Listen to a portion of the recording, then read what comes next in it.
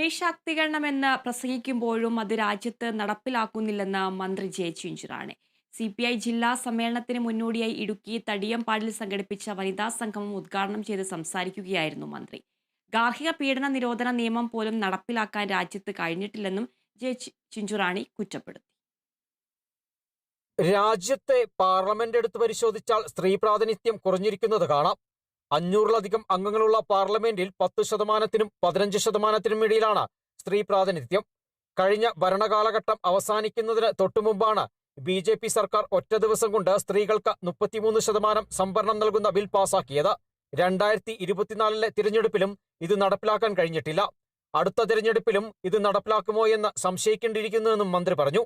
രാജ്യത്തിന്റെ പാർലമെന്റ് എടുത്ത് പരിശോധിച്ചു കഴിഞ്ഞാൽ ആ പാർലമെന്റിൽ പോലും നമുക്കറിയാം 10%-നും 15%-നും ഇടയ്ക്ക് മാത്രമാണ് ഇന്ത്യയിലെ സ്ത്രീ പ്രാതിനിധ്യം എന്നുള്ളതാണ്. 500-ന് മേൽ ആൾക്കാരുള്ള പാർലമെന്റിൽ പോലും സ്ത്രീ പ്രാതിനിധ്യം ഇത്രയധികം കുറഞ്ഞിരിക്കുന്ന ഒരു കാലഘട്ടത്തിൽ അതിനെതിരായിട്ടുള്ള ശക്തമായ നിലയിലുള്ള പ്രക്ഷോഭ സമരങ്ങളുമായി മുന്നോട്ട് പോകുന്ന ഒരു പ്രസ്ഥാനമായിട്ട് നമ്മുടെ national federation of Indian women ശക്തമായ നിലയിലുള്ള പ്രക്ഷോഭ സമരങ്ങളിലേക്ക് പോകുന്നത് നാം കാണും.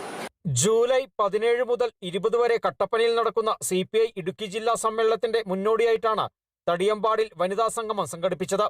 ലഹരിക്കെതിരെയുള്ള പോരാട്ടത്തിന് സ്ത്രീകൾ മുന്നോട്ടിറങ്ങണമെന്ന് ആഹ്വാനം ചെയ്ത് വനിതകൾ സുംബ ഡാൻസും അവതരിപ്പിച്ചു.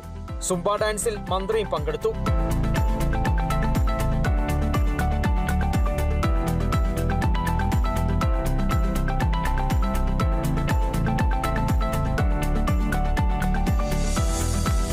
പരിപാടിയിൽ കേരള മഹിളാ സംഘം സംസ്ഥാന സെക്രട്ടറി മുൻ MLA ES ബിജിമോൾ വിഷയാവതരണം നടത്തി. മഹിളാ സംഘം ജില്ലാ പ്രസിഡന്റ് ശാന്തി മുരുകൻ അധ്യക്ഷത വഹിച്ചു. സെക്രട്ടറി ജയാമധു സ്വാഗതം ആശംസിച്ചു.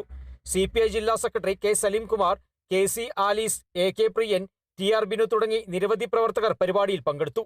Kerala vision news, Idukki.